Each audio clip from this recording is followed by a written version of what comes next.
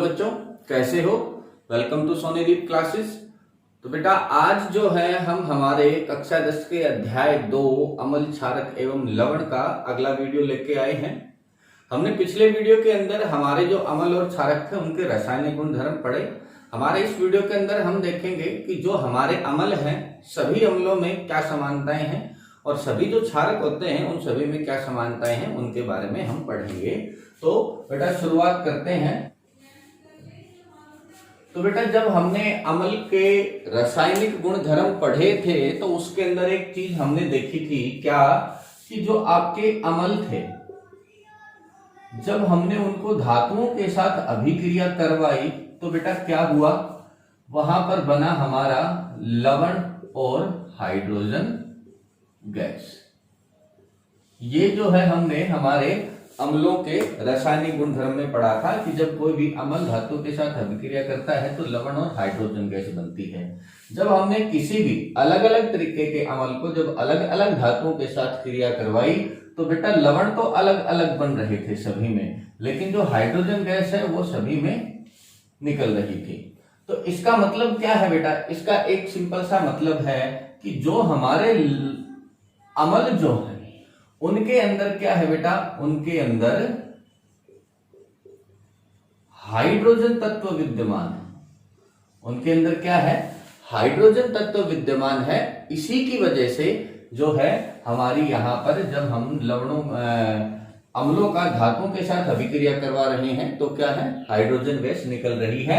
तो हम यहाँ पर अम्लों के बारे में एक बात लिख सकते हैं। हमारी जो किताब है उसके अंदर जो है आपका एक क्रियाकलाप है जिसमें क्या करा गया है, एक बीकर लिया गया है। एक उस बीकर के अंदर क्या है बेटा, एक कोर के ऊपर 2 किले लगा के उसको यहां पर रखा गया है और इसके अंदर क्या है, एक बार जल और ग्लूकोज का विलयन डाला गया है, ठीक है, और एक बार इसमें जल और अम्ल का विलयन डाला गया है।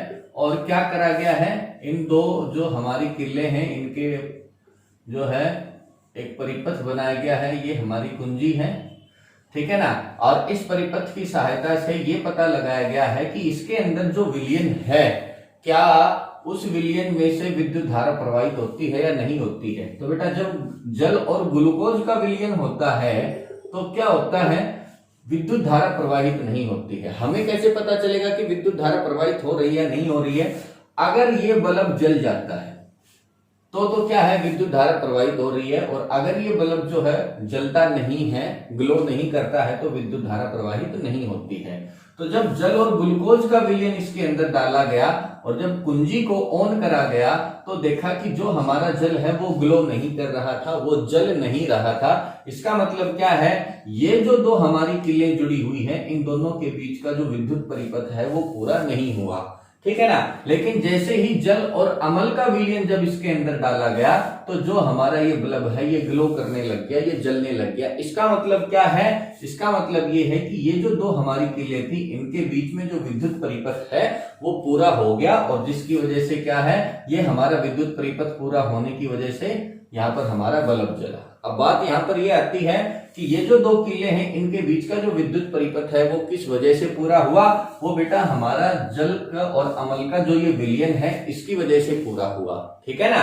क्यों पूरा हुआ, क्योंकि जब भी हम अम्ल को जल के अंदर मिलाते हैं तो बेटा उसका आयनीकरण हो जाता है। आयनीकरण का मतलब क्या है कि जो आपका अम्ल है वो आयनों के अंदर टूट जाता है। जैसे यहां पर आपका HCl आपका एसिड है, अम्ल है, इसको जब आप पानी के साथ मिलाओगे, पानी के साथ इसका विलयन बनाओगे तो क्या है बेटा, ये जो है आपका H+ आयंस के अंदर और Cl- आयंस के अंदर टूट जाता है। इनके पीछे मैंने AQ लगाया है। AQ का मतलब होता है एक्वस। इसका क्या मतलब है कि जो हमारा HCl है उसके जो ये आयंस हैं ये जल के जो है अणुओं से घिरे हुए हैं, ठीक है ना। और अगर हम अम्ल लें तो उनके अंदर भी क्या है बेटा, जैसे ही आप उनका जलीय विलयन बनाएंगे तो क्या होगा, वो जो आपके अम्ल हैं वो क्या है, पानी के अंदर आयोनाइज हो जाएंगे, उनका आयनीकरण हो जाएगा। और जब अम्लों का आयनीकरण होता है तो क्या है बेटा, हमारे जो अमल हैं, सभी अमल आप देख रहे हो, यहाँ पर हमने 2 उदाहरण लिए हैं। एक उदाहरण आप ले सकते हो, तीनों अम्लों का जो मैंने उदाहरण लिया है आप अच्छी तरह से पहचानते हो।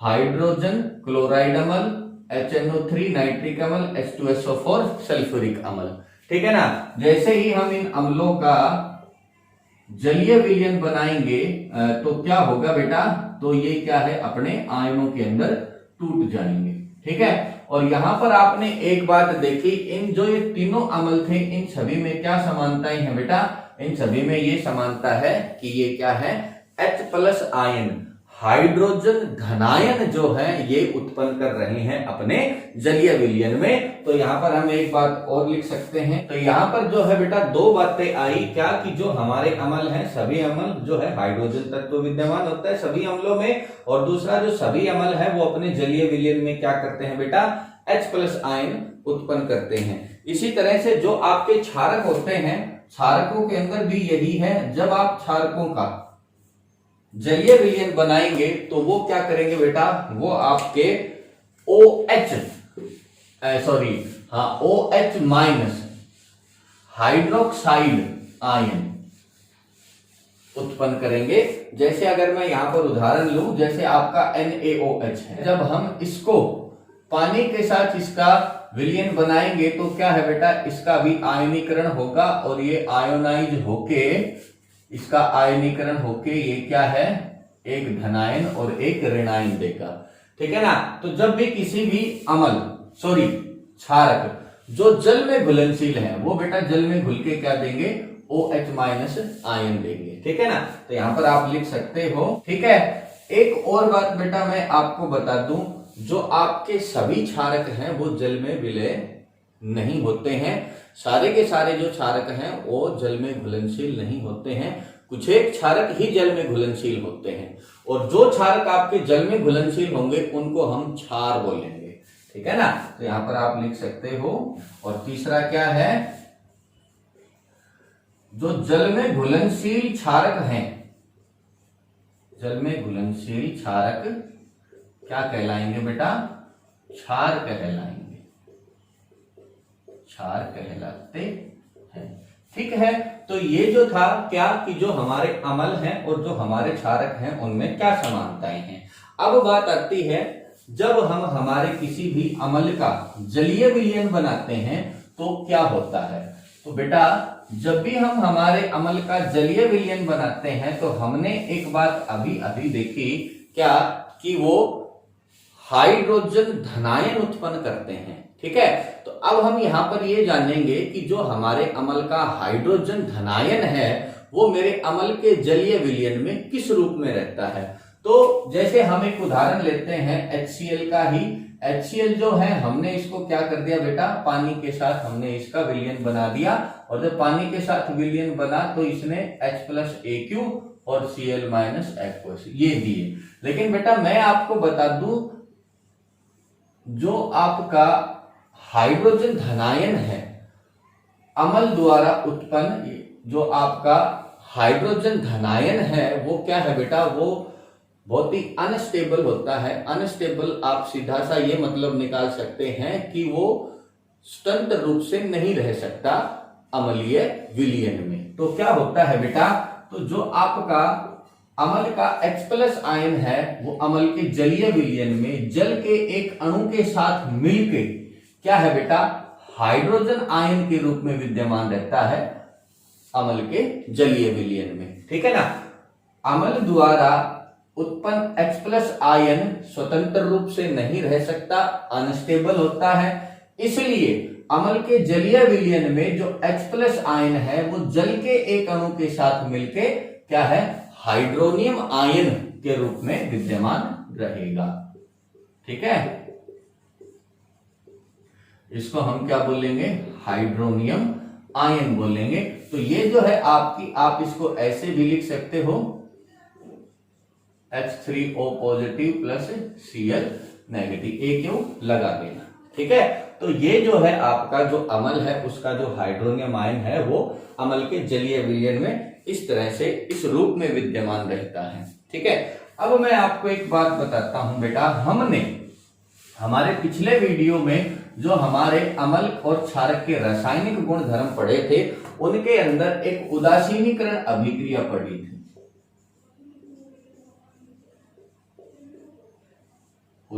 उदासीनीकरण अभिक्रिया। इस अभिक्रिया में क्या था? जो आपकी उदासीनीकरण अभिक्रिया थी, इस अभिक्रिया में क्या था? इस अभिक्रिया में बेटा जो आपका अम्ल है और जो आपका क्षारक है वो क्या है बेटा? एक दूसरे के साथ मिलके क्या बना रहे थे? लवण और जल बना रहे थे। तो हम यहां पर हमने अभी ये पढ़ लिया, अम्ल में क्या होता है, क्षारक में क्या होता है। तो अब हम इस अभिक्रिया को समझेंगे कि किस तरीके से उदासीनीकरण अभिक्रिया में अम्ल और क्षारक एक दूसरे के साथ मिलके लवण और जल बनाते हैं। तो मैं यहाँ पर एक एक उदाहरण लेता हूं। HCl हाइड्रोजन क्लोराइड मेरा अम्ल है और NaOH ये क्या है बेटा? ये मेरा क्षारक है। जब बेटा ये एक दूसरे के साथ अभिक्रिया करेंगे तो NaCl सोडियम क्लोराइड लवण बनेगा और H2O पानी बनेगा। ठीक है ना? हमने अभी एक बात पढ़ी है कि जो हमारा अम्ल होता है उसके अंदर क्या है? हाइड्रोजन धनायन और एक ऋणायन होता है। ठीक है ना? और इसी तरह से हमने हमारे क्षारक के अंदर पढ़ा था कि हमारे क्षारक में एक धनायन और हाइड्रो ऑक्साइड एक ऋणायन होता है। ठीक है ना?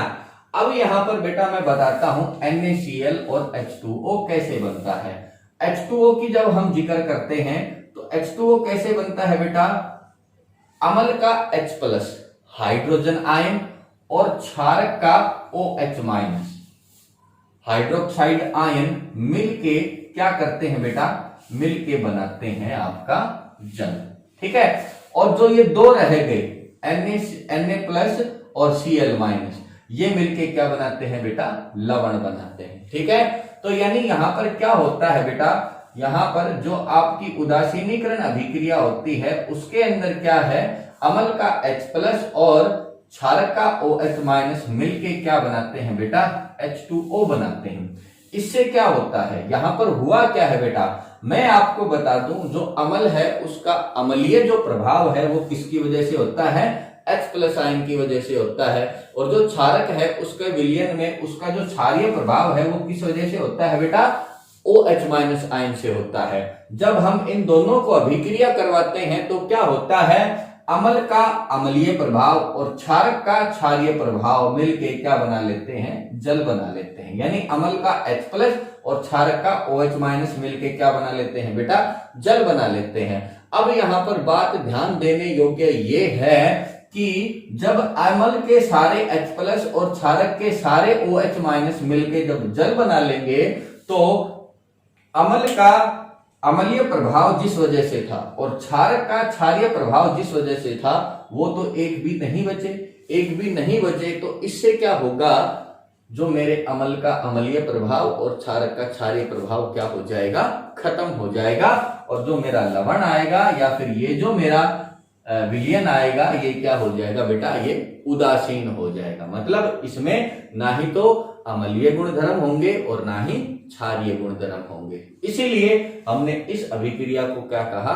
उदासीनीकरण अभिक्रिया का। जब जल में किसी भी अम्ल को या किसी भी क्षारक को मिलाया जाता है तो वह प्रक्रिया कैसी होती है? जब हम किसी भी अम्ल को जल में मिलाएंगे या किसी भी क्षारक को अगर हम जल में मिलाएंगे तो इस प्रक्रिया के दौरान क्या होगी? अत्यधिक ऊष्मा निकलेगी। ठीक है? तो इसलिए जो ये प्रक्रिया होती है ये क्या होती है बेटा? अत्यधिक ऊष्माक्षेपी प्रक्रिया बोलते हैं आप। ठीक है? तो यहां पर आप लिख सकते हो जल में अम्ल एवं क्षारक के घुलने की प्रक्रिया क्या है बेटा? अत्यंत ऊष्माक्षेपी होती है। अम्ल को जल में मिलाने की जो प्रक्रिया है उसको हम तनुकरण कहते हैं। ठीक है ना? तो यहां पर आप लिख सकते हो तनुकरण क्या है। तो बेटा तनुकरण क्या हो गया? हमने देखा है कि जो हमारे अम्लीय या क्षारीय जो विलयन होते हैं उनके अंदर H+ या OH- जो है जो आपके आयन है वो मौजूद होते हैं। ठीक है ना? अब बेटा क्या है, जो आपका अम्लीय विलयन है या जो आपका क्षारकीय विलयन है, ठीक है ना, आप उसमें जितना अधिक पानी मिलाएंगे तो क्या है, उस विलयन में H+ या OH- आयनों की जो सांद्रता होगी प्रति इकाई आयतन क्या होती चली जाएगी, कम होती चली जाएगी। ठीक है, तो वही प्रक्रिया जो है क्या कहलाएगी, तनुकरण कहलाएगी। और वो जो हमारा अमल आएगा पानी मिलाने के बाद और अधिक, यानी तनुकरण के बाद जो आपका अमल होगा, हम उसको तनुकृत अमल या क्षारक कहेंगे। बात समझ में आएगी। और एक बात आप हमेशा ध्यान रखिए, जब भी आप किसी भी अमल का तनुकरण करते हैं या किसी भी क्षारक का अगर आप तनुकरण करते हैं, तो हमने पढ़ा है कि वो प्रक्रिया क्या है, ऊष्माक्षेपी होती है। तो ये ध्यान रखते हुए हमें कभी भी अमल में पानी नहीं मिलाना है, हमें हमेशा अमल को पानी में मिलाना है, ना कि पानी को अमल में। क्यों, उसका कारण मैंने बताया, ऊष्माक्षेपीय अभिक्रिया होती है। अगर आप अमल में पानी मिलाते हैं, वो जो आपकी ऊष्मा निकलेगी उसको जो आपका अमल है अवशोषित नहीं कर पाएगा। और जो अमल है वो क्या है, जिस बर्तन में आप उसको तनुकृत कर रहे हो, उसका तनुकरण कर रहे हो, उस बर्तन से बाहर आ जाएगा और आपके जलने का चांस होगा। तो इसलिए क्या है, हमेशा अमल को जल में मिलाएं, ताकि इस प्रक्रिया में निकलने वाली जो ऊष्मा है उसको जो जल है वो अवशोषित कर ले। ठीक है, तो यहां पर आप ये लिख सकते हो। तो ये आपका जो है तनुकरण हो जाता है। बात आती है बेटा अम्लों एवं क्षारकों के प्रकार। प्रबलता के आधार पर अम्ल या क्षारक दो प्रकार के होते हैं। नंबर 1 प्रबल अम्ल या क्षारक और नंबर 2 दुर्बल अम्लीय क्षारक।